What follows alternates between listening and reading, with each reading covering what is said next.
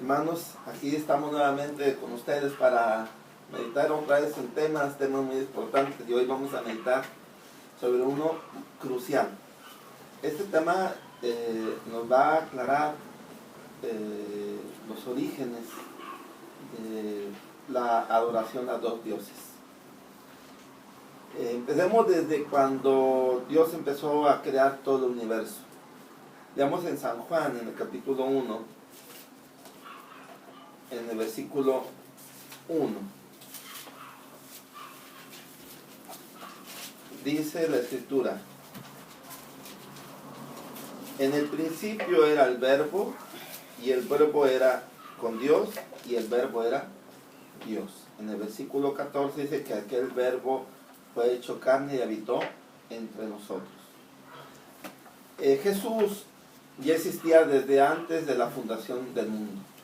Desde antes de la creación del universo estaba con su Padre. Cuando la Biblia dice que en el principio era el Verbo, quiere decir que antes de que todas las cosas existieran, ellos dos ya estaban. En el libro de Proverbios, en el capítulo 8, Jesús es simbolizado como la sabiduría. Y en 1 Corintios 1:31 nos dice que Cristo nos ha hecho santificación, justificación, redención, pero también sabiduría. Así que leamos lo que dice Proverbios 8 en cuestión de que habla Jesús de esta manera. En el versículo 22 de Proverbios 8: Jehová me poseía en el principio de su camino, ya de antiguo, antes de sus obras. Aquí está hablando que antes de que creara todas las cosas, ya estaba la sabiduría. La sabiduría es Jesús. ¿Por qué hablamos que es Jesús? Porque en el siguiente versículo dice: eternamente tuve el principado, desde el principio. Entonces, estamos viendo aquí que el Rey de Reyes es el Padre y el Príncipe es Jesús.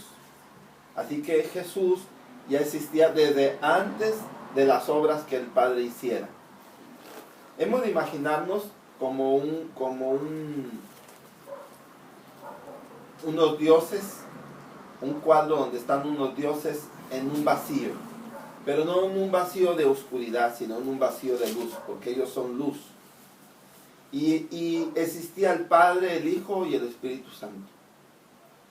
Y Jesús presentó un proyecto al Padre. Lo podemos leer en el versículo 30. Dice: con él estaba yo ordenándolo todo, y fui su delicia todos los días, teniendo solaz delante de él en todo tiempo. Otra Biblia dice: teniendo contentamiento de parte de él todo el tiempo. Así que aquí lo que estamos viendo es que Jesús fue el arquitecto. El Padre daba la orden y el Espíritu Santo la ejecutaba. Era el poder que iba manifestándose en todo el universo. Jesús presentó un proyecto donde él iba a decirle al Padre que se hicieran galaxias, que dentro de las galaxias hubiera estrellas, cometas, satélites, lunas, planetas, nebulosas, constelaciones, galaxias, etcétera, etcétera. Un universo que fuera sin fin, que fuera eterno. Y que al hacerlo se formaran 99 capitales. Cuando se iba a formar 99 capitales, cada capital iba a tener una distribución. Pero el reino del Padre iba a estar muy independiente de esas cosas creadas. Iba a existir el tercer cielo. De tal manera que el universo se iba a dividir en 3 cielos. El primer cielo, que iba a tener cada planeta, cada mundo, como el de nosotros, que es cielo atmosférico. Después vendría el segundo cielo, que sería el astral o el espacial. Y el tercer cielo, fuera de estos dos, estaría el reino de Dios. La entrada sería la entrada del Orión. Y entrarían a una dimensión donde estarían Él, su Padre, el Espíritu Santo y seres creados. Y presentó un proyecto donde se iban a crear querubines, serafines y ángeles. Este proyecto dice que le agradó mucho al Padre, y a tal manera que el Padre le agradó, dice que lo hizo para Él. Por eso dice en Colosenses que todo fue hecho por Jesús, fue hecho por Él y para Él. O sea, quiere decir que el Padre le dio mucho gusto el proyecto de su Hijo, y hagan de cuenta que se lo heredó. Y todo parecía muy bien. El universo estaba en una plena armonía, en una plena paz, en un pleno gozo, todo el mundo contento por la adoración que tenían hacia la deidad. No les importaba que el Padre se mantenía oculto en una luz inaccesible donde no podían entrar a verlo, no, a ellos no les importaba, ellos estaban contentísimos, que el único que podía entrar a verlo era Jesús. Estaban contentos. Pero cuando Dios, después de que no sabemos cuánto tiempo pasó esto, para que llegara a venir el nuevo proyecto de Jesús presentó un proyecto de presentar a un ángel muy exaltado, que fuera por encima de todos. Este ángel tenía que ocupar la posición máxima de los ángeles, que son ser querubines cubridores. Así que se hizo un nuevo querubín cubridor. Leamos lo que dice en el libro de Ezequiel 28.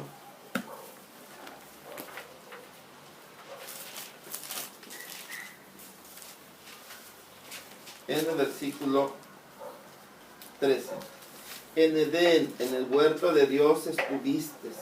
Toda piedra preciosa fue tu vestidura. El sardio, topacio, diamante, insólito, onique, berilo, el zafiro, el carbunclo, la esmeralda y oro. Los primores de tus tamboriles y pífanos estuvieron apercibidos para ti en el día de tu creación. Así que el Padre le dijo a los ángeles que iba a crear un ser celestial más poderoso, más exaltado, más bello. Y los ángeles estuvieron contentos. Se preparó una gran fiesta. Y cuando se creó a Jesús, cuando se creó a Luzbel o a Lucifer, se creó una gran fiesta. Jesús estaba contento, el Padre estaba contento, el Espíritu Santo, todo el universo estaba contento, porque se había creado a un ser hermoso, bello, alto, inteligente, con una gran sabiduría,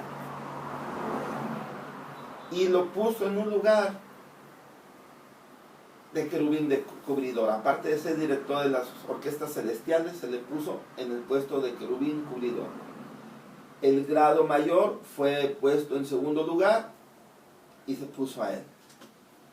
Nadie iba a ser mayor que él, solamente Jesús. Así que este ángel era lo más sublime. Pero llegó el momento en que, en lugar de que se sintiera ofendido el ángel que fue desplazado, no le importó, él estaba contento. Pero pasa el momento en que el tiempo corre, y entonces es Satanás, que todavía no es Satanás, sino era Lucifer, que significa lucero, vino a sucederle algo. Leamos en el versículo 15, 16 y 17. Perfecto eras en todos tus caminos desde el día que fuiste creado hasta que se encontró maldad en ti.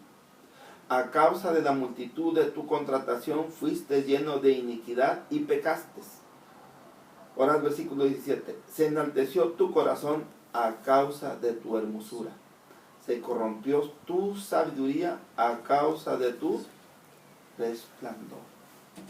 Resultó que se empezó a sentir que era merecedor de poder entrar en el consejo del Padre. No le pareció que Jesús solamente entrara, y él empezó a razonar que, siendo un ser tan celestial, tan inteligente, tan sublime, él bien podría representar a los ángeles para estar dentro del secreto del Padre. Pero hubo 2 concilios y Satanás no se quiso sujetar completamente. Su anhelo era estar dentro, Pero es de recordar que en el consejo del Padre solamente estaban los tres dioses.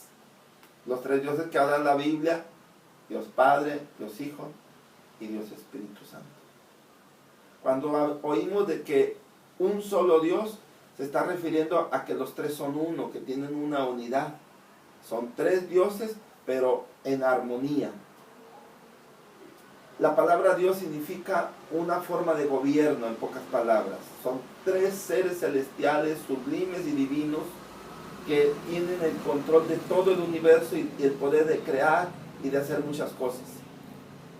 Pero un ser creado quería entrar en esa posición de Dios. Ningún ser creado podía entrar allí. Y entonces el sentimiento de querer entrar en el consejo del Padre era el sentimiento no de que fuera el mayor de los ángeles. Él se los puso a los ángeles, que él era el mayor de los ángeles.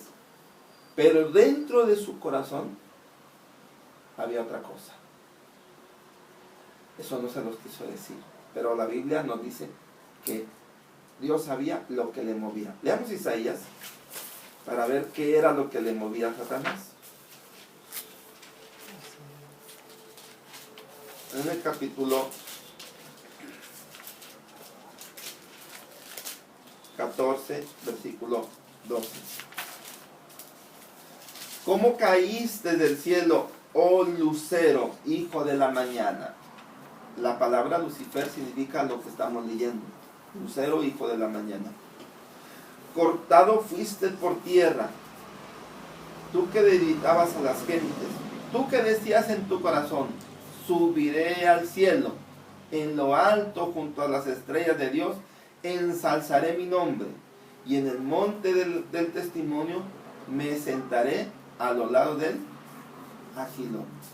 Sobre las alturas de la nube subiré y seré semejante al Altísimo. Entonces aquí estamos encontrando que el anhelo de su corazón era poder entrar al santuario, al monte del testimonio, que es el santuario. Quería entrar allí, entrar en el consejo y sentirse un Dios.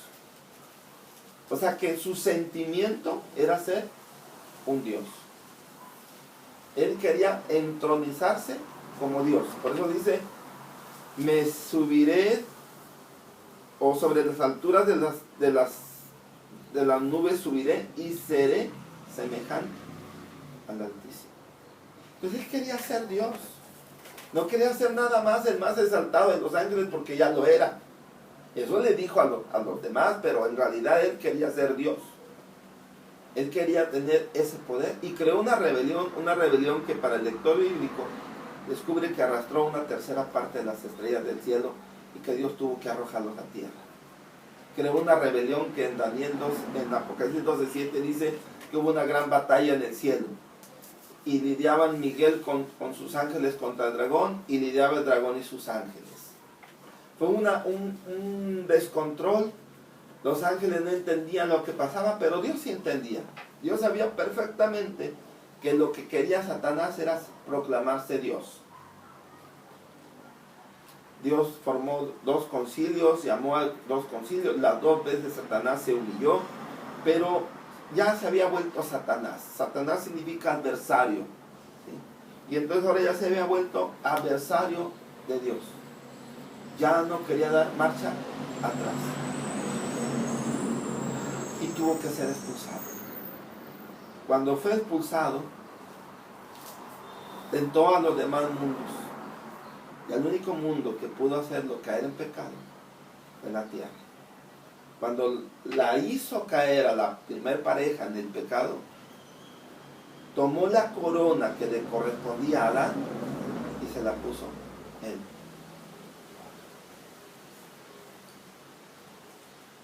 Y a partir de ahí se proclamó en la tierra un Dios.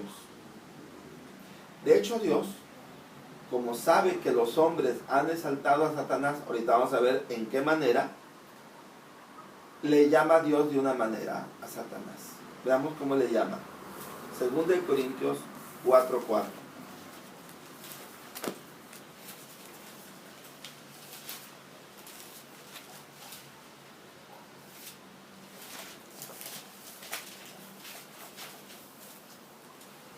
en los cuales el Dios de este siglo cegó los entendimientos de los incrédulos, para que no les resplandezca la lumbre del Evangelio de la gloria de Cristo, el cual es la imagen de Dios. Los hombres no se han dado cuenta que han exaltado a Satanás como Dios, pero Dios sí sabe, y le dice Dios a través de la Escritura que ese Dios, es curioso que nosotros encontramos la palabra Dios cuando se refiere al Padre con mayúscula, y cuando se refiere a los dioses de la tierra o al mismo Satanás, lo pone con minúscula, y ustedes al estar leyendo este texto lo encuentran con minúscula.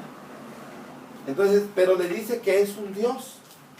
Este Dios de este siglo, o sea, de la tierra, ha empañado el entendimiento de los seres humanos. Desde el Edén los empañó. En la búsqueda de sabiduría, los hombres se volvieron necios y negaron al Dios verdadero y se inclinaron por otro Dios. La naturaleza del ser humano es buscar algo a que aferrarse. Las cosas espirituales del ser humano es buscar algo fuera de lo que está dentro de esta tierra. Y le llaman en un sentido espiritual Dios. Algunos le llaman Dios a una cosa, a otra. Pero Dios había implantado nada más la adoración hacia Él. Pero antes de que cayera en pecado y que se volviera el Dios de esta tierra, Dios quiso rescatar a Satanás y a los ángeles. Buscó la manera de hacerlos marcha atrás. Él veía el futuro, él sabía que Satanás siempre sería Satanás. Pero quiso rescatar a algunos ángeles. Quiso poner en salvaguardia a los habitantes de otro mundo. Así que encontramos qué fue lo que hizo Dios. Dios les quiso hacer ver a los ángeles que sabía perfectamente lo que sentía Satanás, ellos no. Así que lo que hizo Dios fue demostrar su poder. Cuando leemos en Génesis 1 y 2, vamos a encontrar realmente qué estaba pasando con el universo. En el principio creó Dios los cielos y la tierra estaba desordenada y vacía. Y las tinieblas estaban sobre la luz del abismo, y el Espíritu de Dios se movía sobre las haz de las aguas. Resulta que cuando creó el universo, explicamos que había creado 99 capitales. Había ahí puesto habitantes. Para nosotros eran seres celestiales, o sea, habitantes en otro mundo. Explicamos el proyecto que presentó Jesús. Pero la tierra y su jurisdicción estaban en completa oscuridad. No había nada. Como Dios sabía que iba a haber una rebelión a futuro, dejó ese proyecto ahí. Y cuando la rebelión ya estaba, y Satanás en el fondo de su corazón se quería sentir Dios, quiso Dios que entendieran que nada más hay un Dios. Y entonces se ponen de acuerdo el Padre y el Hijo en darle vida a la tierra. Y cuando empiezan a darle vida a la tierra es para que los habitantes del universo pudieran contemplar el poder majestuoso de Dios. Y empieza su poder a manifestarse en Génesis 1.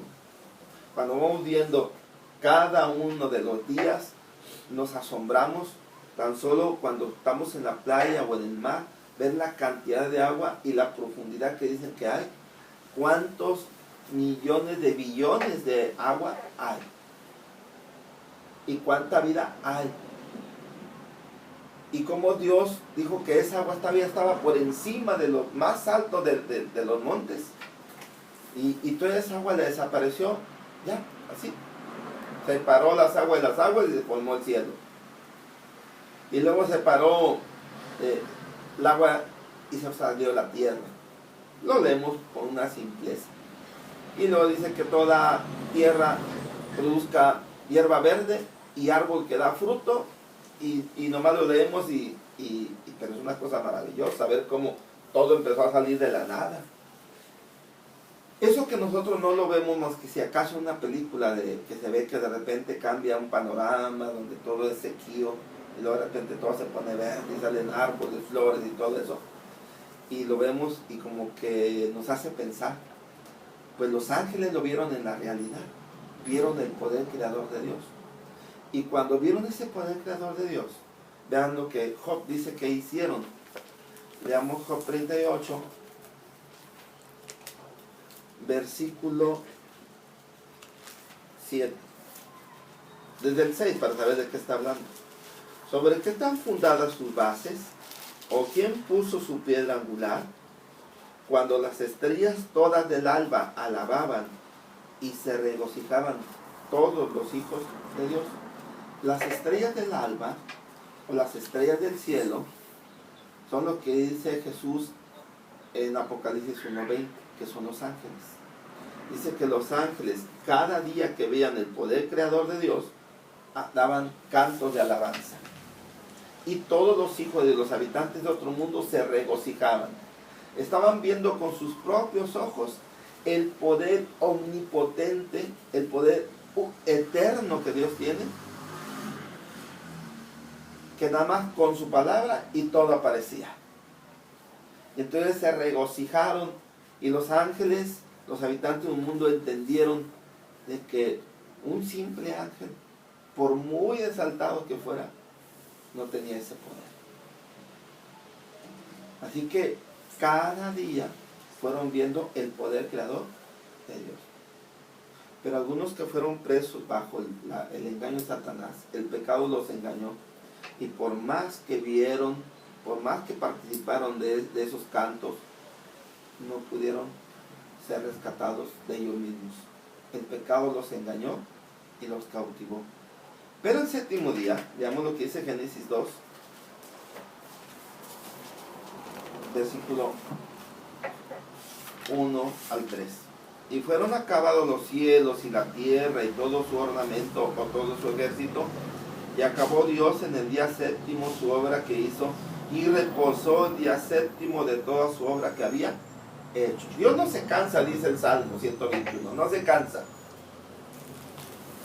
En Isaías dice que Él sigue extendiendo su poder. O sea, Él sigue creando algunas cosas. Pero ¿por qué dice que Dios reposó? ¿De qué descansó? ¿Cuál era el descanso que Él estaba teniendo si Él nunca se cansa? ¿A qué descanso se refería? Veamos el versículo 3. Y bendijo Dios al día séptimo y lo santificó, porque en Él reposó de toda su obra que había Dios creado y hecho. Cuando dice el texto que lo santificó, la palabra santo significa apartado del mal. La tierra todavía no tenía pecado, estaba recién nuevecita. El pecado no existía. Y entonces, ¿por qué el texto dice que lo santificó? Porque resulta que cuando los ángeles fueron atraídos bajo ese poder maravilloso de Dios en la creación, en el séptimo día invitó a los ángeles y a los habitantes de otro mundo a honrarlo como creador. Y ese día los invitó, junto con lo creado, a guardar ese día, a que todos estuvieran nuevamente a la armonía que tuvieron cuando fueron creados. Y ese día nadie iba a estar bajo el poder del pecado. Ese día los atrajo hasta Satanás, a los ángeles, y todos mantuvieron una pleistía a Dios. Quiere decir que ese día Dios lo puso para honrarlo como creador. Por eso leamos Éxodo 20. Veamos lo que dice Éxodo 20, versículo 8.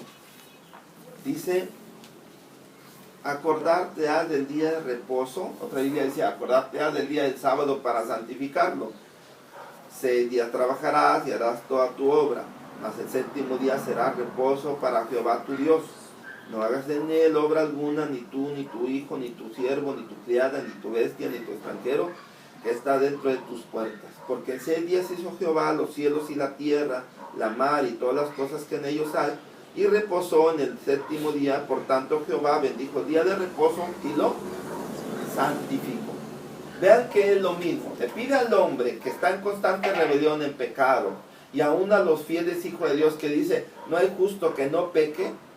O sea, que en los 6 días el justo puede pecar, pero lo invita en el día del sábado que esté su mente, su corazón y su espíritu bajo la comunión del Padre, apartándose de lo malo en pensamiento, en sentimiento y en acción.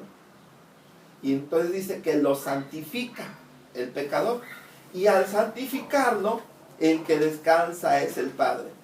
Porque ya no va el pecador a decirle, perdóname, Señor. Porque ya no manda a los ángeles, ahora hagan esto. Porque todos están en armonía, todos están en canto, todos están en alabanza, todos están en oración, en meditación. Y entonces por eso dice, porque el día 7º es reposo para Jehová tu Dios. No es para el hombre, es para Dios. Aunque muchos lo agarran para otras cosas y creen que ese reposo es para ellos. El texto dice que es para Dios. Así como hoy en la actualidad Dios descansa cuando un pecador lo guarda, así en la creación de la tierra, cuando Dios dijo, vengan, santifíquenlo y repósenlo, para que yo tenga reposo. ¿Por qué? Porque ya se había roto la armonía en el cielo, y ese día invitó a todos los seres creados a la armonía. Por eso dice que lo santificó. De esta manera, los seres creados honraron a Dios por primera vez en la tierra y en el universo, en el día de sábado. Lo honraron, y encontramos el motivo por el cual se creó el día del sábado. Al ser creado, ¿sí?, aparentemente, si nos agarramos la Biblia en Marcos 2, y pareciera ser que es por ahí, porque muchos pensamos que es por ahí la creación del sábado. Veamos Marcos 2, versículo 27. También les dijo, el sábado por causa del hombre es hecho, no el hombre por causa del sábado. Cuando se crea el hombre, uno puede decir, ¿por qué dice que fue hecho por causa del hombre el sábado? Es que el hombre era recién nuevo, y este ser que había sido corona de la creación, que hoy día vamos a hablar sobre por qué fue la corona de la creación, ahora se le invitaba a refugiarse en el día del sábado, a encontrar un poder en el día del sábado, en reconocer al Creador en el día del sábado. ¿Por qué? Porque iba a tener un poder que los demás de los seres celestiales no tienen. Y eso lo iba a enfermar. Y si caía preso en el pecado, que Dios lo vio como algo que podía pasar, entonces Dios le puso como salvaguardia el sábado. Tanto en su momento, cuando Dios quiso que todos los ángeles y los habitantes de otro mundo le adoraran, así también como para el hombre si pecara. Pero en realidad, ese día, uno puede decir, era adoración al Padre, porque el Padre era el que daba la orden. Pero veamos el versículo 28. Así que el Hijo del Hombre es Señor aún del sábado. La realidad es que cuando Satanás hizo la lucha contra Jesús, la estaba haciendo contra Dios, y quería ocupar el lugar de Jesús. Y él se sentía Dios, pero un Dios no es nada más que sea inteligente, que sea hermoso, ¿sí?, sino que tiene que tener más atributos. Y le enseñó Dios que no tenía esos atributos. Así que el atributo era ser creador. Y este creador, el origen de la creación, es Jesús. Así que cuando Dios pidió que se guardara el sábado para reconocer como creador, no era tan solo reconocer al Padre como creador, sino reconocer a Jesús como creador. Así que ahora, por eso Jesús decía que el Hijo del Hombre, o sea, el Mesías, el Hijo de Dios, es Señor del sábado. ¿Por qué? Porque siempre lo fue, desde que se instituyó el sábado. Así que lo que estamos encontrando aquí es que Dios instituyó un día de adoración a todos los seres creados. Ahora Satanás no tenía acceso a otros mundos, no tenía acceso a entrar al cielo. Cuando tomó la corona, pudo entrar al cielo, pero no se le permitió muchas cosas. Pero por lo que estamos viendo ahorita aquí, Dios estableció un día de reconocimiento como Dios. Ahora Satanás en la tierra se quiso sentir Dios. Hay una escena que me pone a pensar cuando se le presenta a Jesús y le dice: todo esto te daré si postrado me adorares. Todos los reinos del mundo. Todos los reinos del mundo significa que todos los reinos del mundo le rinden pleitesía a Él. ¿Y cómo es que le rinden pleitesía?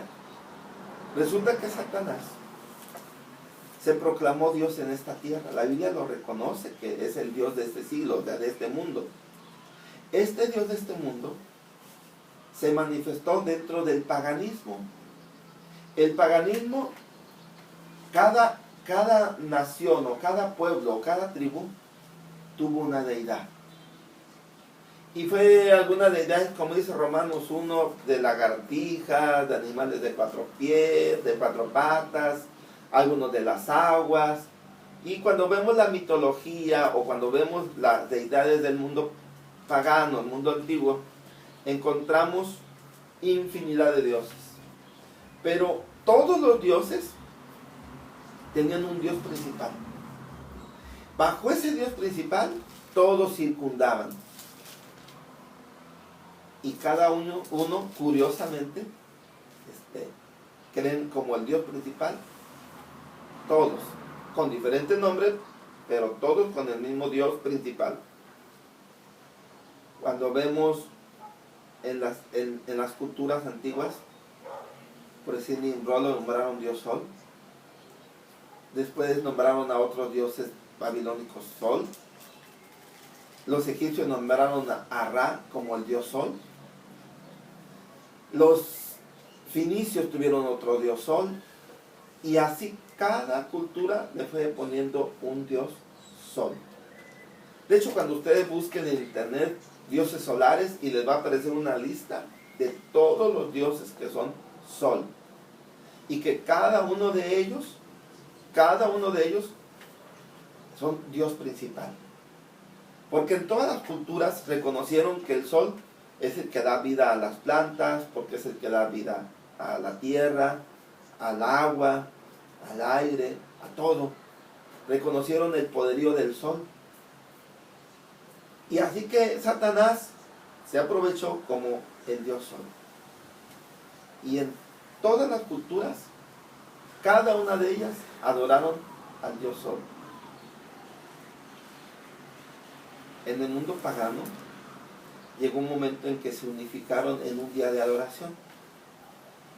Cuando ustedes investiguen sobre esto, se van a sorprender que las culturas tenían un día donde adoraban a Dios, al Dios Sol. Y los hombres más tarde, cuando ya fueron, por decir, la cultura romana o la cultura griega, cuando ya habla de las 4 naciones mundiales que unificaron a los grupos, fue un propósito de Satanás de unificar todo ese paganismo y manifestar un Dios que se impusiera y que se guardara un día. Ese día es un día de adoración al sol. En inglés, el día tiene un nombre. En inglés siempre me llama mucho la atención porque dice Sunday. El domingo significa día del sol. Así que Satanás implantó dentro del paganismo que el domingo era el día de la oración del sol. En la cultura del Señor o en la religión del Señor, el día de adoración de Él es el sábado. La adoración de Satanás o del paganismo es el domingo. Y entonces se levantaron 2 días de adoraciones a 2 dioses. Un Dios monoteísta, un gobierno monoteísta en Israel llamado Jehová Dios. un solo Dios, creador de todo el universo. El paganismo, con muchos dioses creadores, cada uno que dio mar, para la tierra, para las aves, para todos diferentes, pero como principal Dios, el Dios Sol. Así que el paganismo es de muchos dioses, pero el principal Dios es Dios Sol, y el de dioses nomás es uno. El día de oración para Dios es sábado, el día de oración para el paganismo es domingo. Y entonces tenemos que buscar historia, análisis de historia. Resulta que el pueblo de Israel, a pesar de ser el portador de guardar el día del sábado, constantemente lo violentaron, no lo guardaron. Esto les acarrió castigos de Dios, donde muchas veces fueron sometidos por los filisteos, los amorreos, las otras naciones como los sirios, como los de Asiria. Hubo muchas naciones que los sometieron, aunque Dios siempre los rescataba por amor de su nombre, pero siempre estuvieron en constante rebelión. Llegó el momento en que el pueblo de Israel fue sacudido. En Jeremías, vamos a leerlo, capítulo 17, o si no 17, lo vamos a ver. Veamos qué sucedió. Mientras que el paganismo guardaba el día con prosperidad y no tenía ningún problema, el pueblo de Israel sí. O sea, Jeremías 17,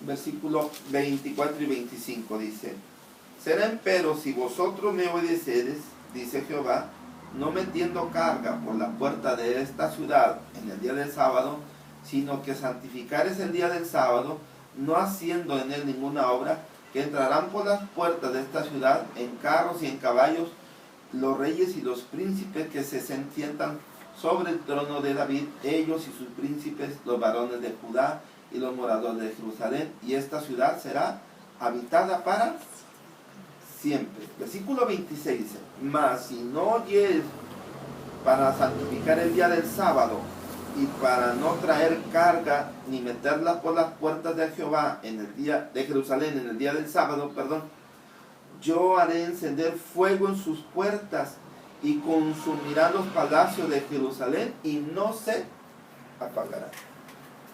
Aquí encontramos que Dios les dijo, ya antes de que llegara el reino de Babilonia y los tomara presos, les dijo: ok, ya estuvo bueno. ¿Se someten a guardar el día del Señor o no? Esta es la bendición y esta es la maldición. Y el pueblo decidió la maldición. Vinieron la nación de Babilonia, los sometió, a los hijos del rey les sacaron los ojos, al rey también lo mataron, etcétera, etcétera. Fue un desastre. Tuvieron muchos años en cautiverio, 70 años, dice la profecía de Jeremías. Y cuando nuevamente regresan a Jerusalén por orden de Ciro, desean en su corazón hacer un voto de obediencia con Nehemías y con Esdras, con Zorobabel, que empezaban la edificación del templo, y decidieron guardar el día del sábado. Y Dios se congratuló, pero el mundo pagano seguía guardando el domingo, seguía adorando el sol. Pero hubo un pequeño detalle. De ser flexibles y desobedientes a la observancia del día del Señor, Israel se fue hasta el extremo de legalismo, formalismo y ser metódicos. Llega el tiempo de Jesús y era un delito caminar cierta distancia. Llega el tiempo de Jesús y resulta que en el tiempo de Jesús, si una persona se enfermaba, era lo peor que le podía pasar enfermarse el sábado. No lo curaban hasta que no pasara el día del sábado. Si tenían hambre y pasaban y veían un arbolito y podían arrancar una frutita, ese era un delito. no podían arrancarlo, aunque fuera de ellos. Entonces era algo escrupuloso. Se fueron hasta el otro lado y en lugar de honrar ese día como una bendición, se volvió un lastre, un peso muy grande. Vino Jesús y Jesús dijo: no penséis que he venido a abrogar la ley de los profetas. No he venido a abrogar, sino he venido a cumplir. Vino a enseñar cómo se guardaba el día del sábado. En San Mateo 12 nos dice que él iba con sus discípulos caminando. Lo vamos a leer y veamos lo que hizo. San Mateo 12, versículo 1. En aquel tiempo iba Jesús por los sembradíos en sábado, y sus discípulos tenían hambre y comenzaron a coger espigas y a comer. Jesús les dijo: hay hambre, vamos a comer, no hay ningún problema.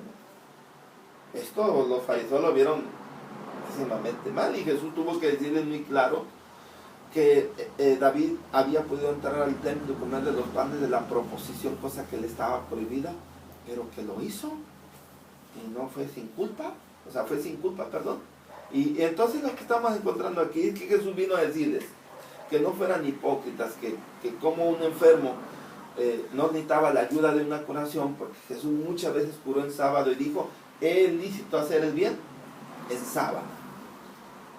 Y entonces vino a reformar al pueblo y vino a dejar una iglesia, que es la iglesia apostólica, que supiera por visión propia, por experiencia propia, lo que era guardar el día del sábado. El verdadero Señor del sábado les estaba enseñando cómo se honraba a Dios en sábado, porque su pueblo se había completamente desviado. Su pueblo se había desviado. Habían tomado costumbres paganas. Dentro del templo habían puesto escudos del Imperio Romano, dragones que tenían el escudo romano. Y entonces esto se había vuelto un desastre.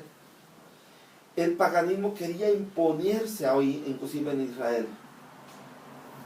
Pero Dios, a través de Jesús, formó una iglesia guardadora del verdadero día de reposo. No hay ni un versículo en los versículos del Nuevo Testamento, después de la muerte de Jesús, ni en Hechos, ni en San Juan, ni en San Mateo, ni en San Lucas, que diga que Jesús cambió el día del sábado. Habla narrativas de que se convivían el primer día de la semana, que el primer día de la semana es domingo. Pero era convivio, o era ir a una iglesia, predicar. Los cultos que hoy se realizan en las iglesias sabáticas, como las iglesias evangélicas, también lo hacen los domingos. Los cultos de los sabáticos lo hacen sábado, el día del Señor; domingo, primer día para pobres; miércoles los cultos y viernes los cultos para recibir el día del Señor. O sea, no hay ni un delito en hacer un culto en domingo. Eso lo enseñaron los apóstoles, porque era costumbre del pueblo judío también tener servicio los domingos. Pero no por eso quiere decir que los apóstoles habían seguido una orden de Jesús que cambiaba el día. Porque también hay escenas donde dice que iban el día del sábado a la iglesia y predicaba el apóstol Pablo. O sea, entonces, ¿cuál de las dos es? ¿Sí? Si en ambas dicen que iban al templo, o sea, pues el que quiere decir que porque iban al templo, pues entonces acá en otras escenas dice que iban al templo en sábado. Y son más las citas que dicen que iban en sábado que las que iban en el día de la semana. Entonces, si lo sacáramos por contabilidad, a ver cuántas veces dice que si iban sábado a la iglesia, pues ganaría el sábado. Entonces, por punto diríamos que el sábado es el día que hay que guardar. Pero no es por eso lo que nosotros tenemos que pesar. Lo que nosotros tenemos que pesar muy claro es que Jesús dijo: no penséis que he venido a cambiar la ley, a abrogar la ley, a anular la ley. No he venido a abrogarla, he venido a cumplirla. Vino a enseñar cómo se debía de guardar el día del sábado. Dejó una iglesia que guardaba el sábado. Y resultaba que el paganismo seguía todavía con su dios Sol. Ahora los romanos habían puesto el dios Sol.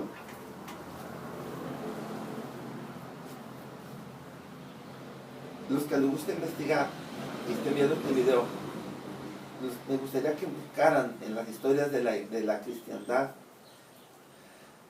si hay una sola frase, una sola experiencia de alguien que haya escrito que en los días de Jesús o en los días de los apóstoles o en el siglo 100 o en el siglo 200, en el siglo segundo, en el año 200, año 100, si realmente hay un escrito que diga que los cristianos guardaban el domingo.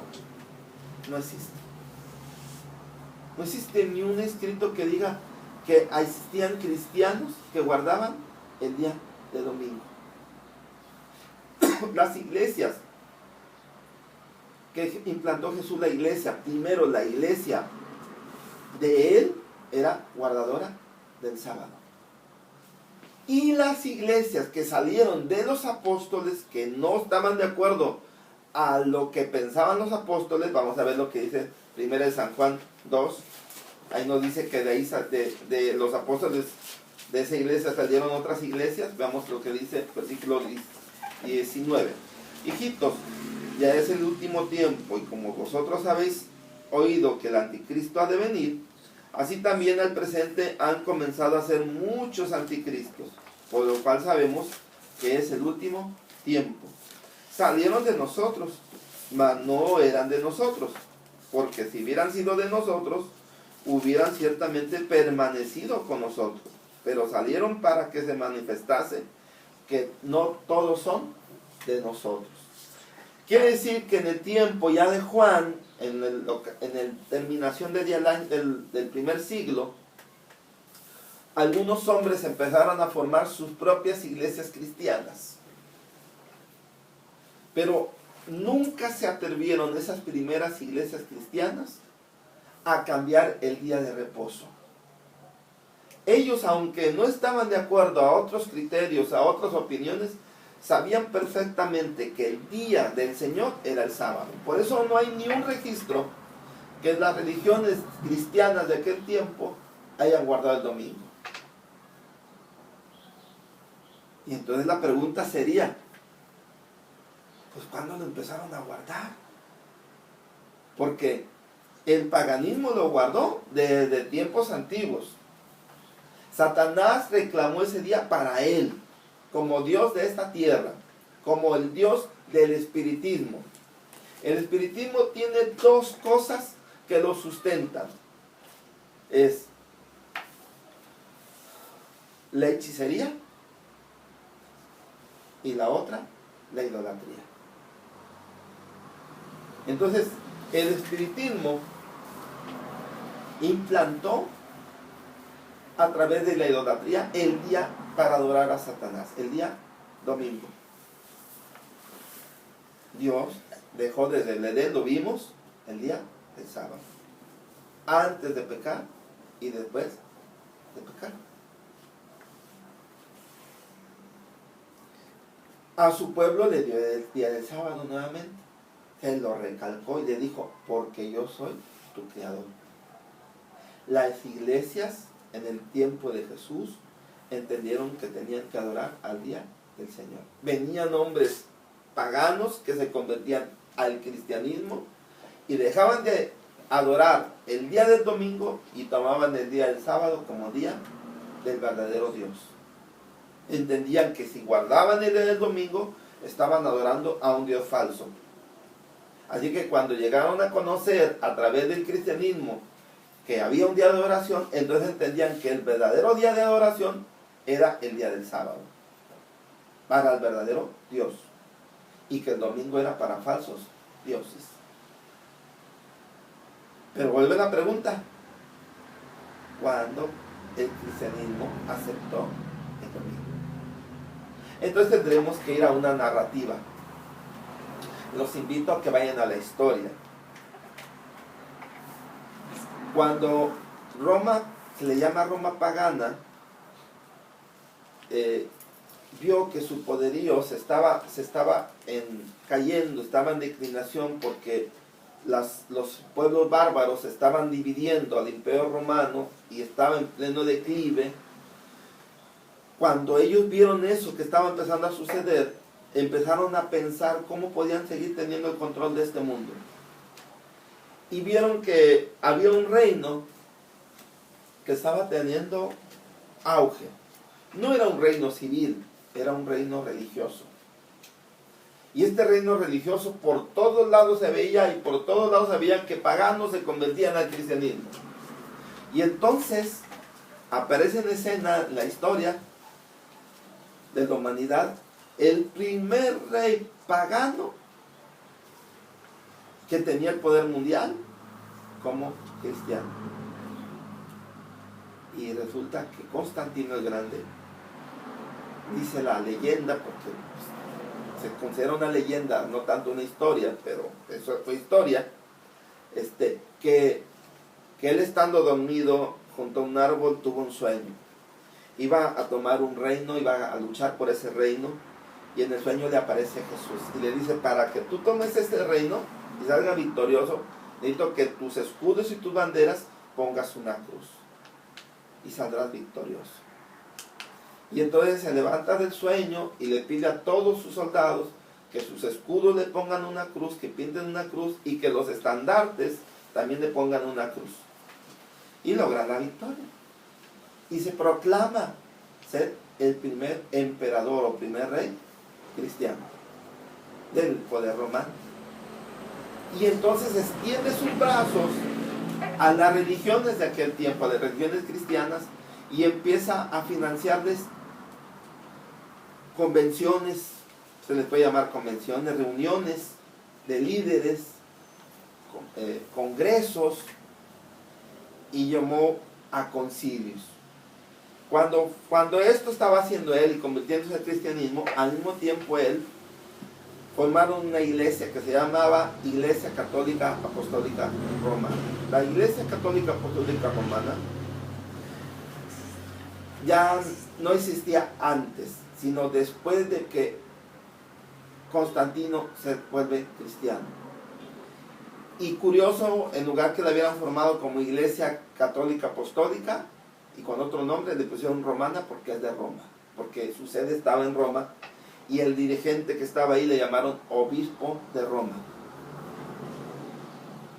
Este Obispo de Roma empezó a hacer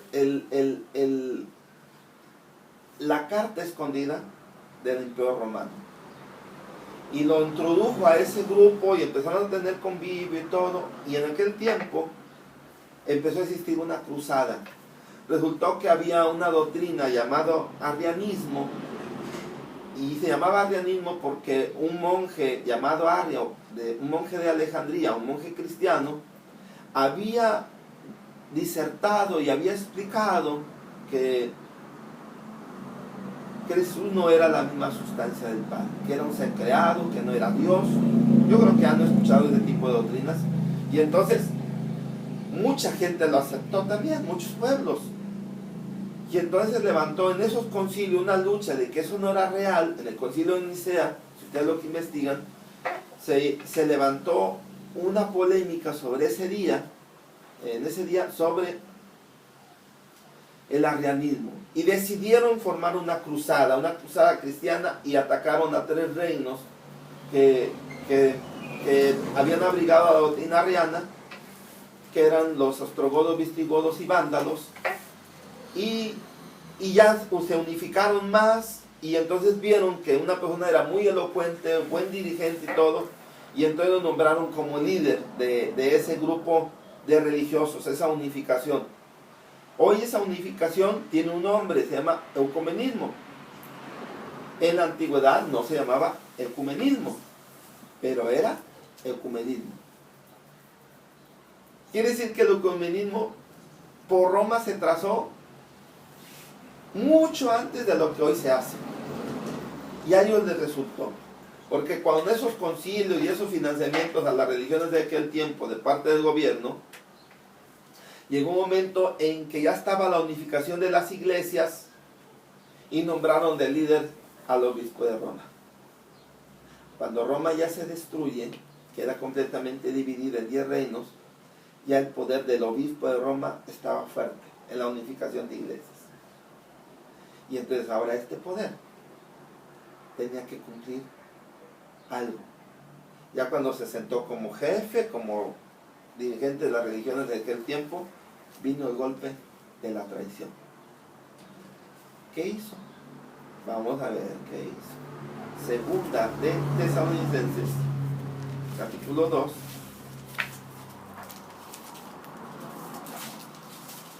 versículo 3 en adelante. No os engañe nadie en ninguna manera, porque no vendrá sin que venga antes la apostasía y se manifieste el hombre de pecado, el hijo de perdición. El obispo de Roma, las primeras cosas que empezó a cambiar es su nombre. Ya no se llamó obispo de Roma, se llamó papa. En italiano papa significa padre. Como nosotros en español, papa con acento también significa padre. El papá de los pollitos de las iglesias se autonombró papa. Y se empezó a atribuir nombres o títulos como el vicario de Cristo. Empezó a decir que podía perdonar pecados, que se debían de poner de rodillas. Y empezó a hacer muchas cosas. Y lo podía hacer porque fíjense que dice aquí que le llamó hombre de pecado. ¿Por qué le llama hombre de pecado? Porque el hombre de pecado tenía que rebelarse contra algo. En Primera de San Juan, en el capítulo 3, en el versículo 4, dice así. Primera de San Juan 3, 4. Cualquiera que hace pecado, traspasa también la ley. Pues el pecado es transgresión de la ley, o desobediencia de la ley. Si él iba a ser hombre de pecado, quiere decir que iba a ser un hombre que iba a estar en contra de la ley, que la iba a transgredir, que la iba a ofender. Y entonces ya estamos empezando a descubrir un secreto. Dice que es el hijo de perdición, quiere decir que el que pierde es Satanás a los hombres. Y si es su hijo, quiere decir que Satanás iba a tener control de ese hombre, o ese gobierno, o ese reino. Así que este hombre era el hombre de pecado, que iba a enfrentarse, veamos contra qué, Daniel 7:25. Daniel 7:25 dice.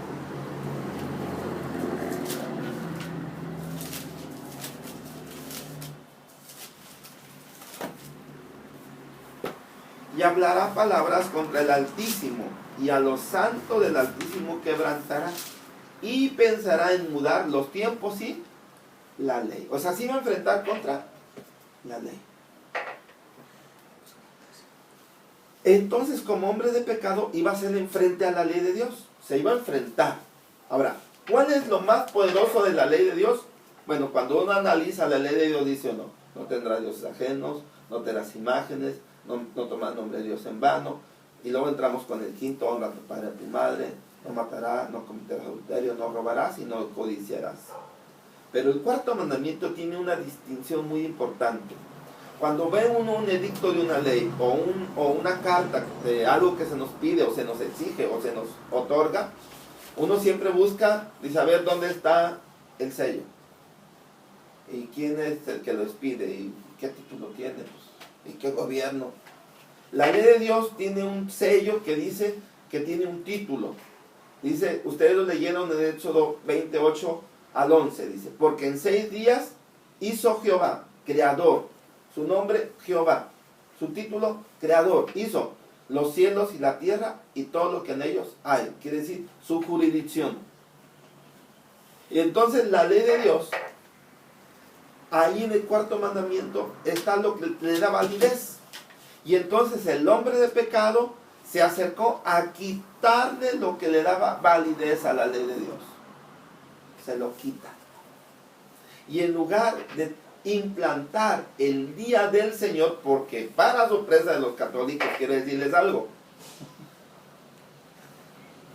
los católicos apostólicos romanos, cuando fueron fundados por Roma, por el emperador Constantino, eran sabáticos. Jamás fueron dominicales. Jamás. ¿Sí? Jamás.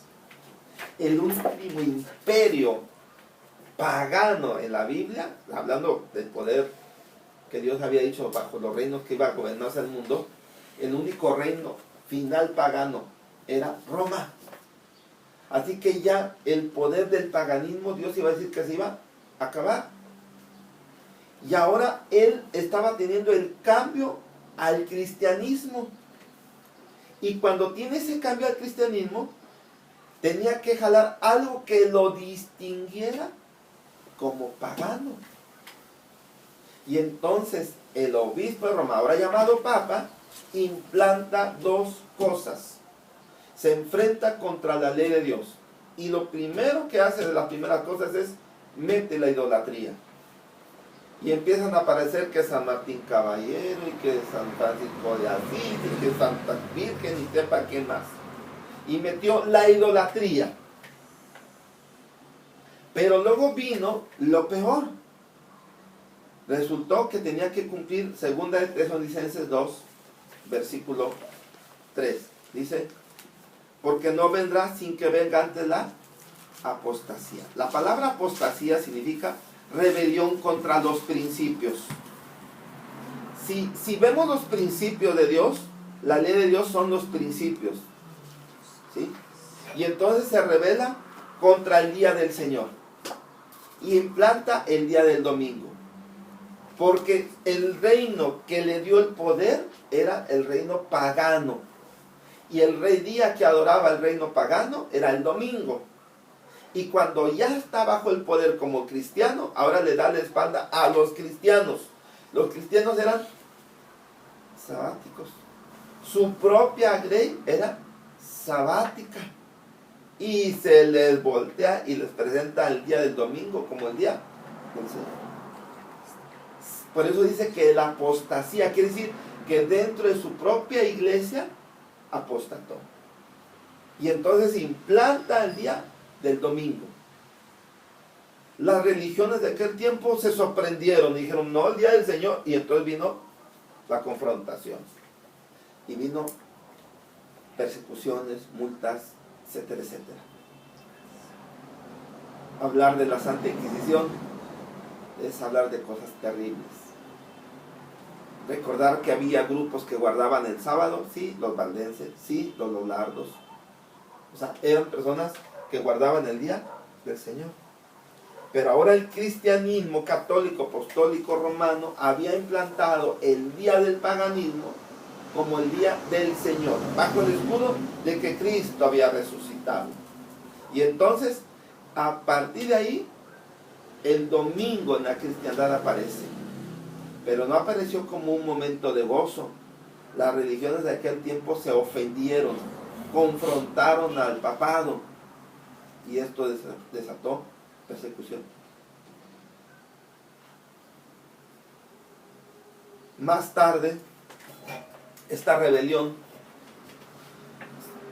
mucha gente fue cautivada, engañada, hicieron a un lado la Biblia para poder meter sus filosofías y empezaron a guardar el día del domingo. Cuando llegó el momento, parecía ser que su pueblo, el pueblo del Señor, estaba siendo seducido. Pero Dios nos está enseñando de que antes del papado, las religiones no guardaban el domingo. Las religiones cristianas lo empezaron a guardar después del domingo. Esto está comprobado en la historia. Así que si alguien está oyendo esto, pues yo siempre digo que hay que estudiar y que hay que investigar y que nunca se basen a lo que diga alguien. Y lo mismo se los digo ahorita, o sea, investiguen, vean.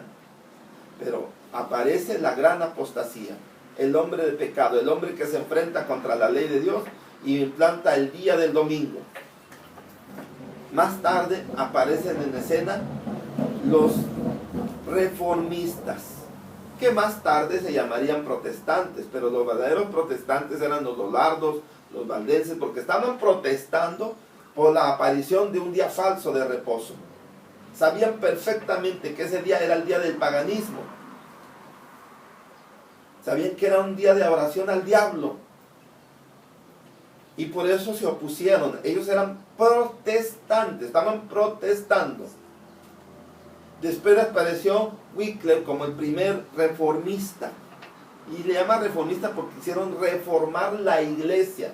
Quisieron que la iglesia regresara a los principios antiguos, a guardar el día del Señor, a tener a Jesús como su sumo pontífice, como su único redentor y salvador. Ahí salió Wycliffe, Wesley, Lutero, Bunyan, y así muchos más. ¿Qué es lo que estamos viendo? Que estos hombres que salieron, que eran reformistas y que después ya les pusieron nombre como protestantes por la protesta de Lutero en la iglesia de Worms, de ahí ya tomaron nuevamente el tema de nombre de decir protestantes, pero ellos no fueron los protestantes. Los protestantes fueron los valdenses, los lolardos, los hugonotes, pero no fueron ellos.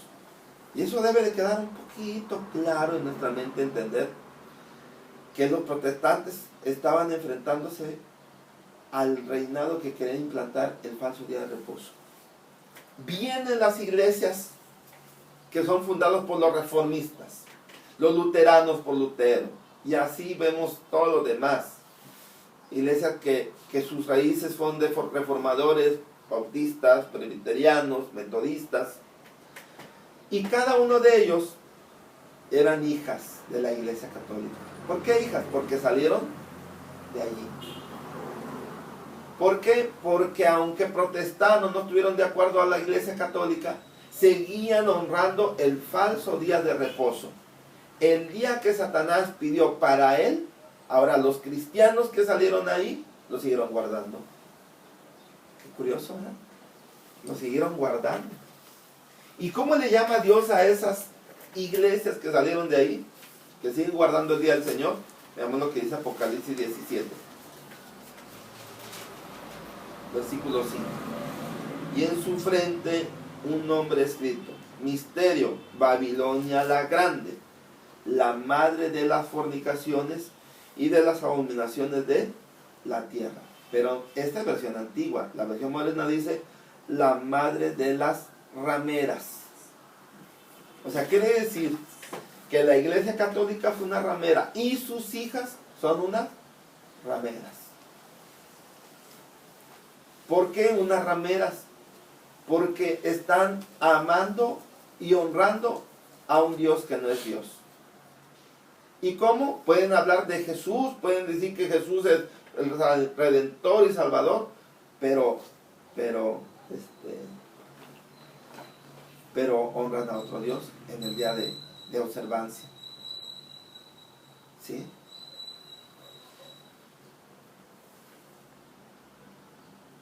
Si la iglesia católica, Dios la condenó y le llama la condenación de la grande ramera, entonces la ramerita, dice un hermano, vamos lo que le dice aquí Ezequiel 16, 44, cómo le habla la Biblia al producto de esta mujer. He aquí que todo por vista hará de ti proverbio, diciendo, como la madre, tal su hija. Así que todo lo que estamos viendo aquí es que ahora las hijas estaban presentando el mismo punto de adoración, el mismo día de adoración que su madre, hasta el día de hoy. Y ya estamos viendo desde dónde arrancó esta rebelión. Así que Satanás está súper contento porque sabe que las religiones cristianas, aunque con palabras honran a Cristo, con el día de reposo lo honran a Él. Qué curioso. Por eso estamos hablando así. O sea, lo están honrando a Él. Y hay unos pocos hombres o un poco pueblo que está honrando a Dios con el verdadero día de reposo. Las religiones están diciendo que no hay que guardar el día del Señor porque lo cambió. Y meten muchos fundamentos. Otros dicen que no hay que la ley de Dios ya pasó a la antigüedad. quiero decirles que va a llegar un momento en que va a haber un gran conflicto, una gran lucha entre el domingo y el sábado. Va a haber una persecución. Va a haber la persecución entre los que honran a Satanás y los que honran a Dios en el día de adoración.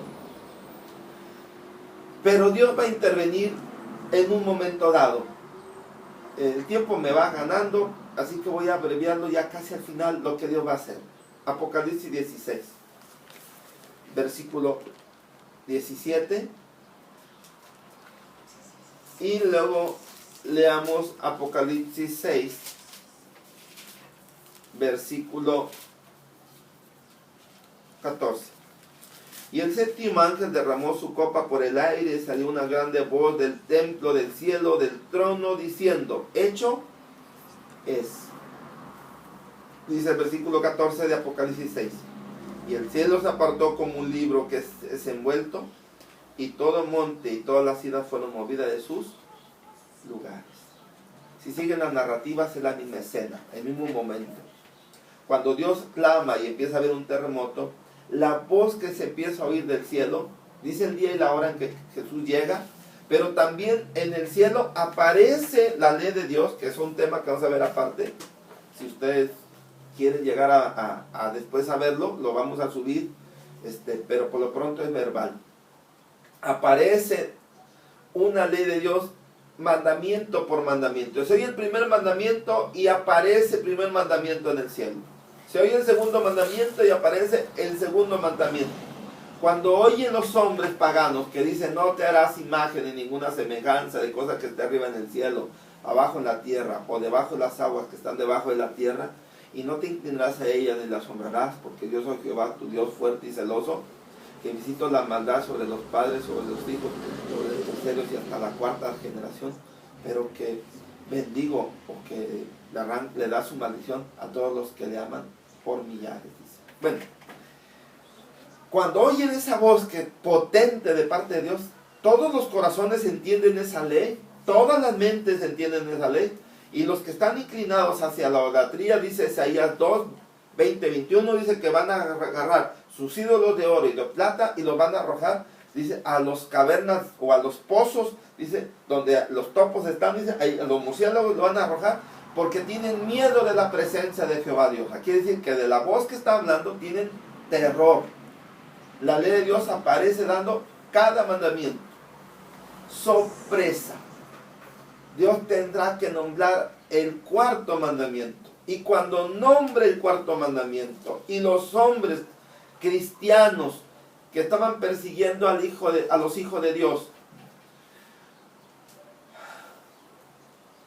y que bajo esa unificación del Consejo Mundial de Iglesias, que adoran el mismo día del domingo, el mismo día del sol, y el cristianismo con todo su Consejo Mundial de Iglesias que exaltan el día del domingo como el día del Señor, van a oír el mandamiento y se van a desboronar por dentro.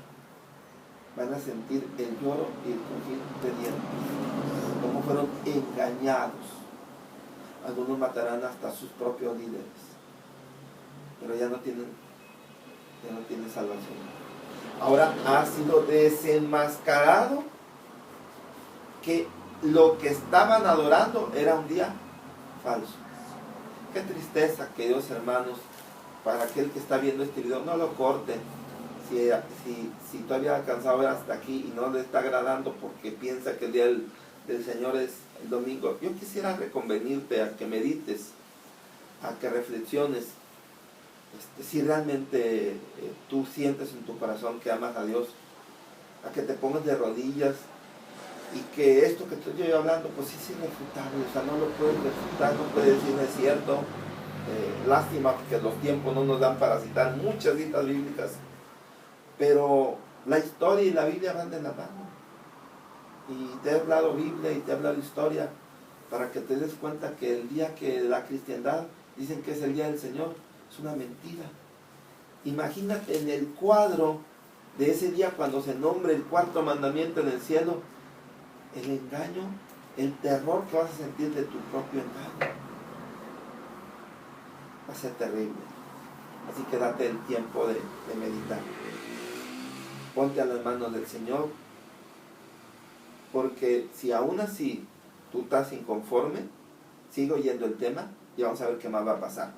Viene Jesús, destruye a toda la humanidad porque no va a haber un milenio de paz.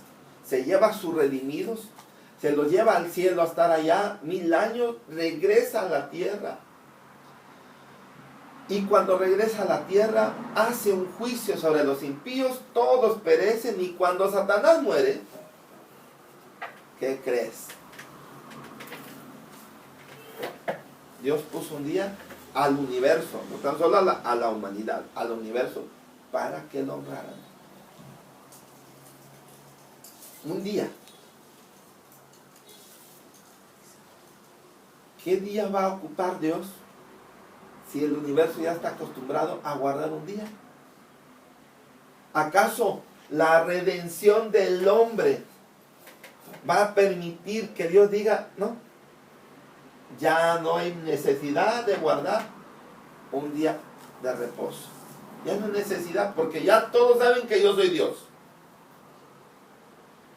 Pues fíjate que quisiera decirte lo que dice Deuteronomio 5. Ahora es lo que dice Deuteronomio 5. Y veamos la otra razón por la cual debe de guardarse el día del sábado. Deuteronomio 5, versículo 12. Guardarás el día del reposo, en otra Biblia dice, guardarás el día del sábado para santificarlo, como Jehová tu Dios te ha mandado. 6 días trabajarás y harás toda tu obra, mas el séptimo día es reposo a Jehová tu Dios. Ninguna obra harás tú, ni tu hijo, ni tu hija, ni tu siervo, ni tu sierva, ni tu buey, ni tu asno, ni ningún animal tuyo, ni tu peregrino que está dentro de tus puertas, porque descanse tu siervo y tu sierva como tú. Y acuérdate que fuiste siervo en tierra de Egipto, y que Jehová tu Dios te sacó de allá con mano fuerte y brazo extendido. Por lo cual Jehová tu Dios te ha mandado que guardes el día del reposo. Éxodo 28, que es el primer mandamiento que Dios le da en la ley de las tablas de piedra, más bien, perdón, en las primeras tablas de piedra que le da Dios en los 10 mandamientos a Moisés. Esas fueron destruidas por Moisés, pero él dice, lo que se escribió fue que lo tenían que adorar por Creador. Pero cuando Dios le da la nueva ley, otra vez, que es la misma, pero el cuarto mandamiento le da otro significado. En la primera le dice que tenían que guardar el sábado porque Él era Creador. Pero en la segunda tablas de piedra le dice, lo tienen que guardar porque yo soy vuestro libertador, vuestro salvador. Así que el sábado, en la ley de Dios nos lo presenta que se debe guardar una por Creador y otra por Redentor o Salvador. No tan solo por Creador. Los hombres ahorita, inclusive, no llegamos a entender que el sábado debe de guardarse por las dos cosas que estamos hablando, por Creador y por Redentor. Siempre hablamos de que hay que guardar el sábado porque es el Creador de los cielos. Pero rara vez tocamos el punto de decir que hay que guardarlo porque es nuestro Redentor, nuestro Salvador. ¿Sí? Así que los habitantes de otros mundos, junto con la tierra, los fieles han guardado el día del Señor porque es Creador. Pero vino Jesús a guardar el verdadero de reposo y enseñar como Salvador a que lo guarden el día del Señor porque es el Salvador. Y cuando todas las cosas sean acabadas y que todos los impíos sean muertos, Satanás perezca y la muerte desaparezca, ahora el sábado se tiene que seguir honrando porque es Redentor. Leamos Isaías 66. Ahí no lo va a decir.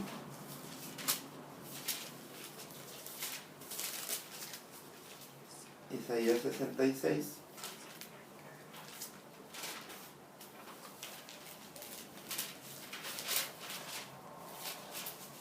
versículo 22. Porque como los cielos nuevos y la nueva tierra que yo hago permanecen delante de mí, dice Jehová, así permanecerá vuestra simiente y vuestro nombre. Y será que de mes en mes y de sábado en sábado vendrá toda carne a adorar delante de mí, dijo Jehová. Cuando llegue el momento de recibir el juicio los impíos que no se salvaron, vean lo que dice Apocalipsis 19 antes de reflexionar en este tema. Vean lo que dice Apocalipsis 19, versículo 20.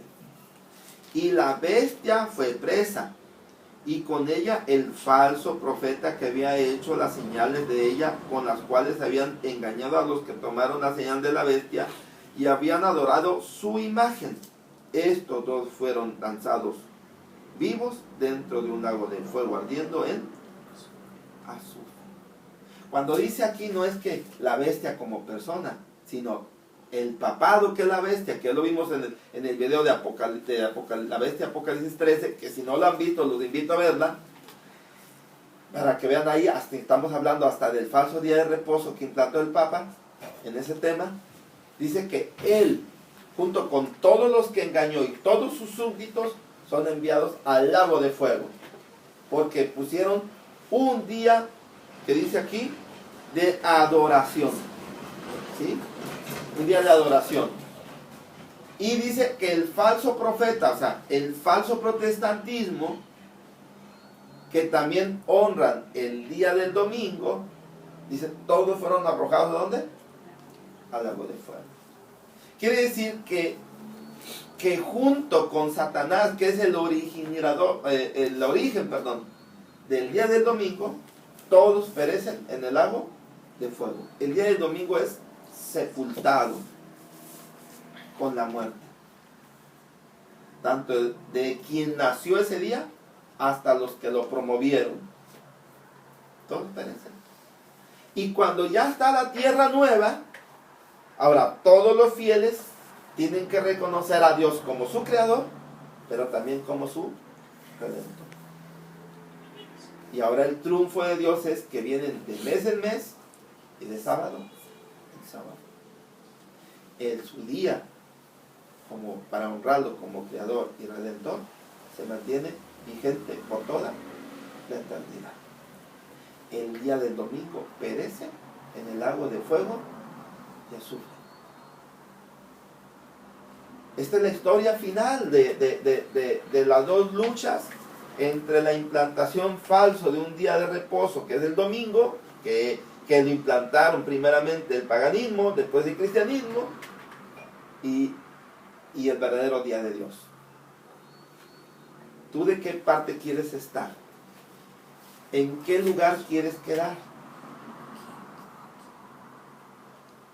Quiera el Señor y este tema sirva para que se reafirme tu fe, para que lo compartes con otra gente, tu familiar, tu amigo, tu hermano de sangre o aquel hermano de fe, no hablando de fe de que sean de la misma iglesia, o quizás sí, pero de otra iglesia, que uno tiene relación con otras iglesias, hermanos de otras iglesias, decirle, mira, ve este video, pero velo con calma, o sea, velo hasta el final y toma una decisión, ¿sí? Este video les va a servir mucho. Y si ahorita uno en su momento lo está viendo bajo ese consejo, que Dios bendiga su alma, igual a todos nosotros, y mantengámonos firmes, porque nada más hay un verdadero día del Señor. Ya lo vimos en este tema, no existen otros. Ya las teorías y las filosofías de por qué se anuló el sábado, primero no son reales y lo tenemos que explicar en un video. Ahorita estamos viendo lo que la Biblia va enseñando por así como una temática desde el principio hasta el final. El sábado es el día del Señor, desde que fue hecho hasta para toda la eternidad. Que Dios nos bendiga. síganos en nuestro canal, seguiremos mandando más videos. Dicen que llevamos más de 11 videos. Pues véanlos, hermanos, porque algunos son interesantes y son para compartir. Que Dios los bendiga a todos.